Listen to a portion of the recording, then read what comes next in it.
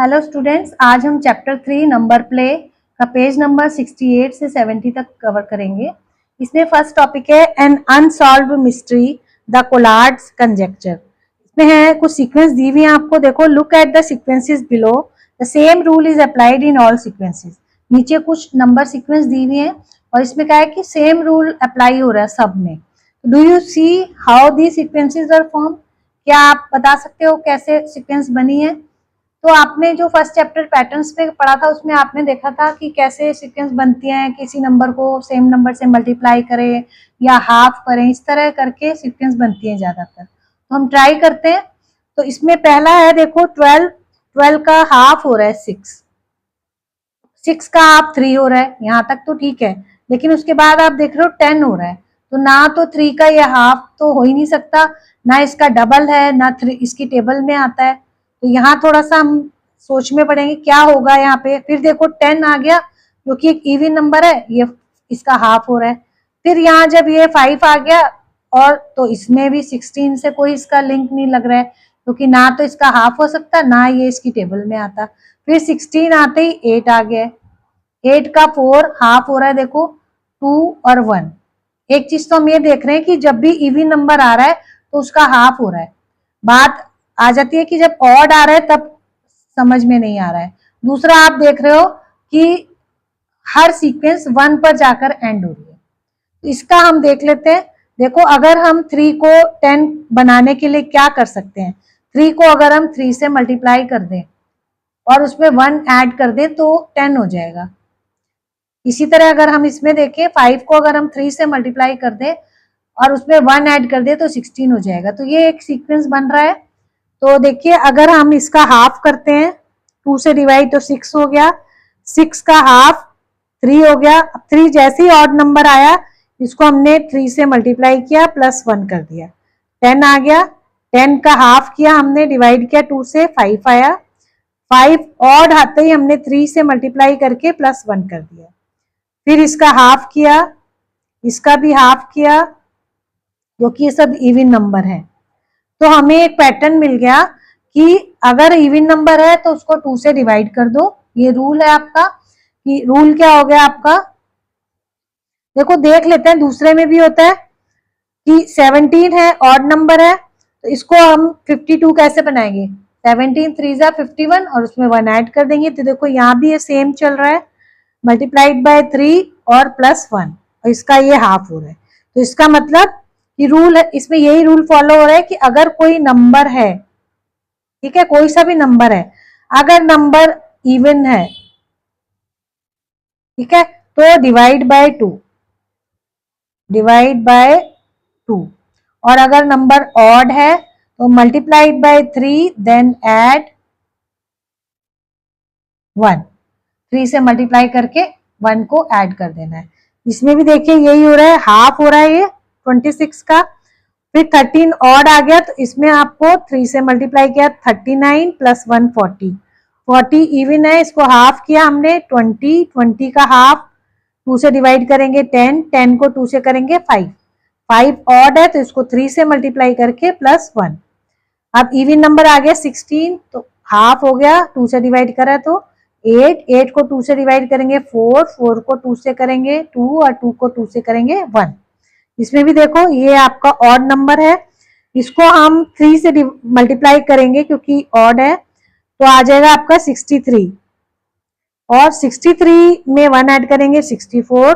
अब ये ऑड है तो डिवाइड बाय 2 32, फिर ये 16, 16 का 8, 8 से 4, 4 से 2, 2 से 1, लास्ट में आपको 1 मिल रहा है हमेशा। नेक्स्ट देखिए ये क्योंकि इवन नंबर है इसका हाफ हो गया 11, 11 आपका ऑड आ गया, 11 3 जा 33 प्लस 1 34। अब इसका हाफ हो गया 17, 17 को 3 से मल्टीप्लाई करेंगे तो 51 प्लस 1 52, इसका हाफ करेंगे 26, इसका हाफ 13। अब ये फिर आ जाएगा 39 प्लस 1 40, 40 का हाफ 20, 20 का 10, फिर 5, इसमें फिर मल्टीप्लाइड बाय 3 प्लस 1 16, और ये आप देखिए ऐसे हाफ होके 1 पे आप पहुंच जाओगे।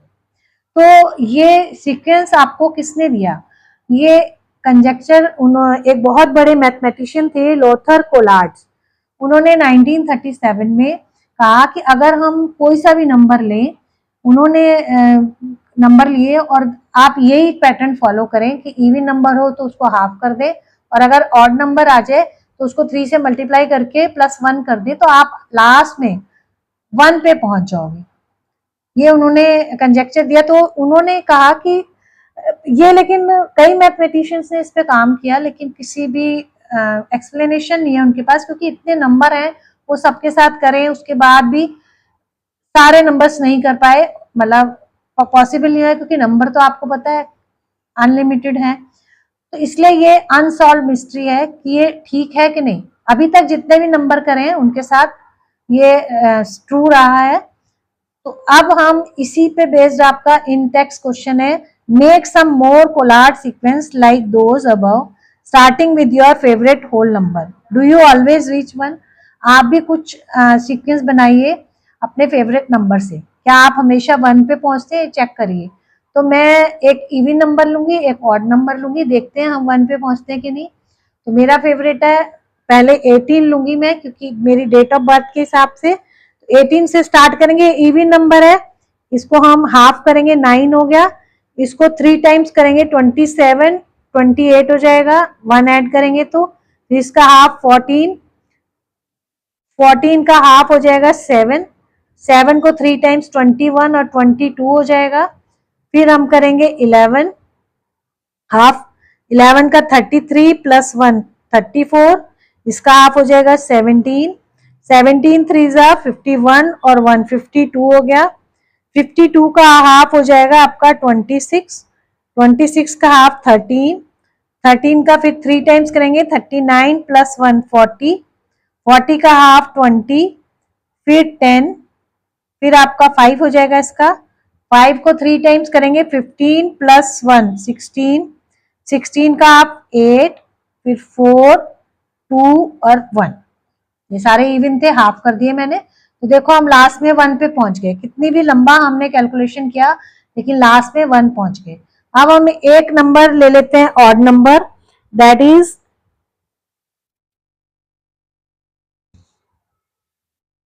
कौन सा ले ऑड नंबर जिससे हम कि इसमें पहुंच जाए। 25 ले लेते हैं, 25, 23 ले लेते हैं, बाकी तो किए हुए इसमें 21 22 23 हमें ऑड लेना था। तो देखो इसको 3 टाइम्स करेंगे, 3 3 जा 9 और 2, 3 3 जा 9, 3 2 जा 6, 69 + 1 70, 70 इवन आ गया, इसका हाफ हो जाएगा 35, 35 को 3 टाइम्स कर लेते हैं, 3 5 जा 15 और 3 3 जा 9 और 1 10, तो 106 हो जाएगा, क्योंकि 1 ऐड भी करना है। इसका हाफ करेंगे तो 2 5 जा 10 और 3, अब इसको फिर करेंगे 3 3 जा 9 और 3 5 जा 15, 159 + 1 160, इसका हाफ करेंगे 80, 80 भी इवन है, इसका हाफ 40, 40 का हाफ 20, 20 का हाफ 10, 10 का 5 हो जाएगा। 5 देखो ऑड नंबर मिल गया आपको, तो ये 16 हो जाएगा। 5 3 जा 15 1 16। अब तो ये आपका आसान हो गया, देखो सारे इवन नंबर आएंगे इसमें। तो इस तरह हमने देखा कि एक हम कोई भी नंबर ले लें, आप 1 पे पहुंच रहे हो। तो ये बहुत ही इंटरेस्टिंग सीक्वेंस है, आप खुद भी ट्राई कीजिए अपने खुद से कोई भी नंबर लेकर। अब हम बात आगे करेंगे, नेक्स्ट टॉपिक सिंपल एस्टिमेशन।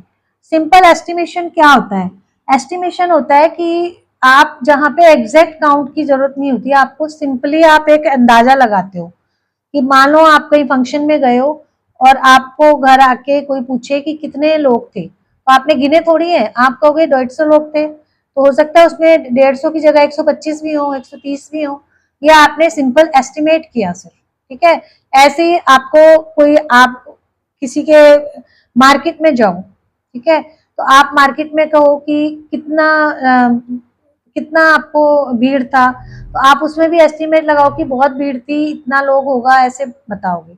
या आपके स्कूल में पूछे कितने स्टूडेंट्स हैं, तो आप उसमें भी एक एस्टिमेशन लगाओगे। तो इसी पे देखिए, मान लो एक स्टूडेंट है प्रतिमा, उसको पता लगाना है आपके उसके स्कूल में कितने स्टूडेंट्स हैं, तो वो काउंट तो करेगी नहीं, है ना। और जो एग्जैक्ट काउंट है वो तो एडमिनिस्ट्रेशन के पास या प्रिंसिपल वगैरह को पता होगा, लेकिन वो रफ एस्टिमेशन लगा सकती है कि कितने होंगे।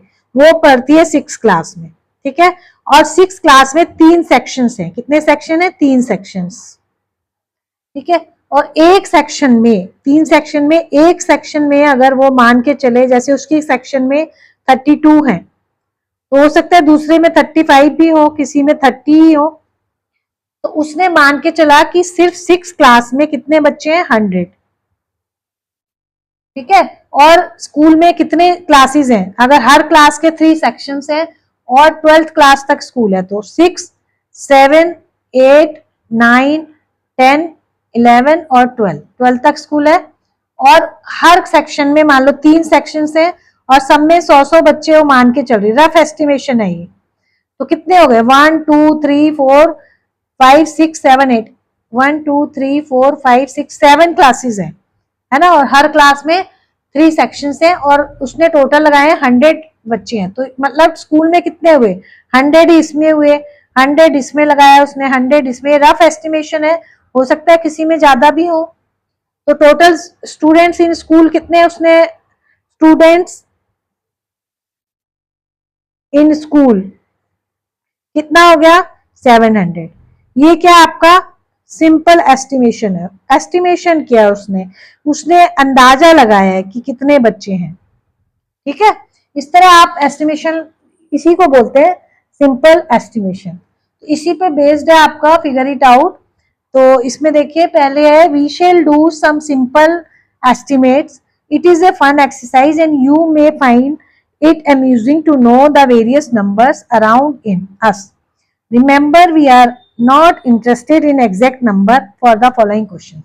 आपको एग्जैक्ट नंबर नहीं चाहिए इसमें, हो सकता है आप जो भी करें हर बच्चे का अलग अलग आंसर हो। तो ये जस्ट आपको फन के लिए है और आप इसमें ताकि आप सीखो कि एस्टिमेशन भी कैसे लगाया जाए, ठीक है। तो जैसे अब है steps you would take to walk, आप कितना स्टेप्स लोगे, चलोगे from the place you are sitting to the classroom door.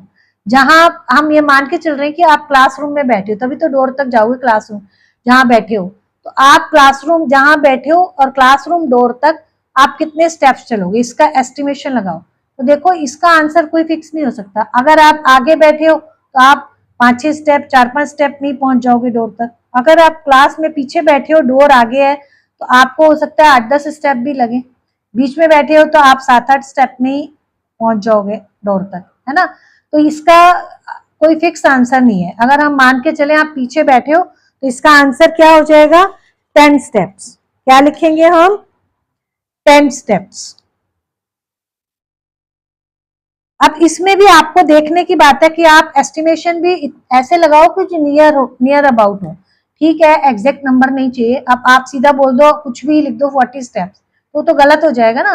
40 steps तो नहीं होगा, इतना बड़ा क्लासरूम तो नहीं होता, ठीक है। तो एस्टिमेशन भी नियरेस्ट होना चाहिए।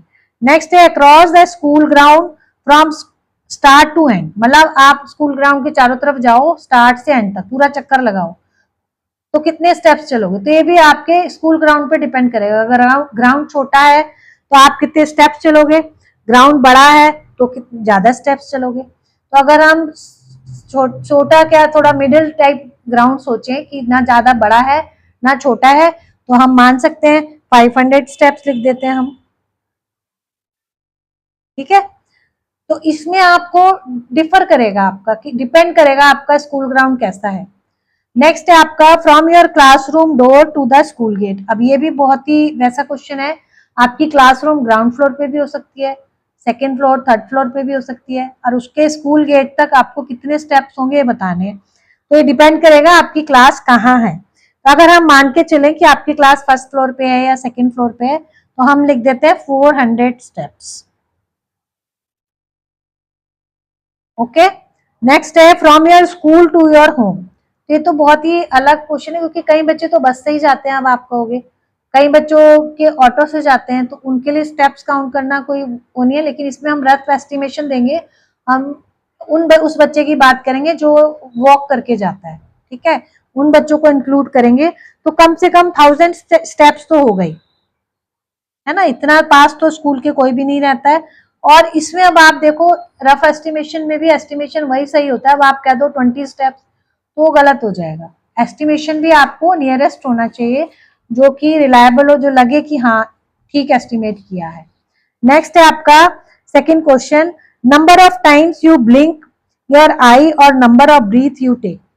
आप कितनी बार अपनी आंखें ब्लिंक करते हो और आप कितना सांस लेते हो, कितना इन 1 मिनट, 1 मिनट में।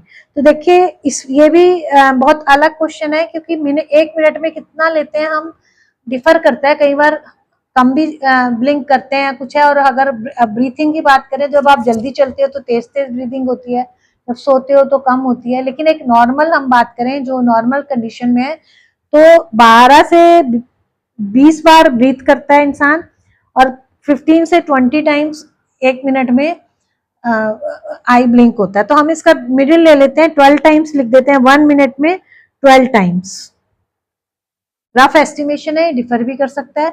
अब वो कह रहा है इन एन आवर, 1 मिनट में इतना है तो 1 घंटे में कितना है। तो आपको पता है 1 घंटे में 60 मिनट होते हैं, 12 1 मिनट में 12 है तो 60 मिनट में निकाल लो कितना हो जाएगा, 720 टाइम्स। अब वो कह रहा है इन अ डे। अब 1 घंटे में 720 टाइम्स है तो 24 घंटे में कितना होगा, एक दिन में 24 घंटे होते हैं, 720 इजिकल टू आपका आ जाएगा 17280। ये 17 है ये, ठीक है। इतनी बार आप ब्लिंक करोगे, आप मल्टीप्लाई करके देख लेना। नेक्स्ट है आपका name some objects around you that are a few thousand in numbers. आपके चारों तरफ कौन से ऐसे ऑब्जेक्ट्स हैं जो कुछ थाउजेंड्स में है। तो ये भी आपके लिए अलग अलग हो सकता है। देखो सबसे बड़ी बात है आपके हेयर, वो होंगे थाउजेंड्स में, ठीक है। और आपको नेक्स्ट है मोर देन 10,000 इन नंबर, मतलब 10,000 से भी ज्यादा हो। तो इसमें क्या हो सकता है, आपके घर में मान लो बहुत सारा राइस है तो राइस ग्रेन, चावल आपके अगर है तो वो 10,000 से ऊपर हो सकते हैं, 10 पार्टिकल हो सकते हैं, ठीक है ना। ये आपके 10,000 से ऊपर हो सकते हैं। तो ये बहुत ही वैसे क्वेश्चन थे जिसमें आपके आंसर डिफर करेंगे, इसलिए आप अपना एस्टिमेशन से आप अपना आंसर लिखेंगे और प्रैक्टिस करेंगे। तो आज हम यहीं कंप्लीट करते हैं वीडियो। नेक्स्ट वीडियो में हम दूसरे नए टॉपिक के साथ मिलेंगे, तब तक के लिए गुड बाय।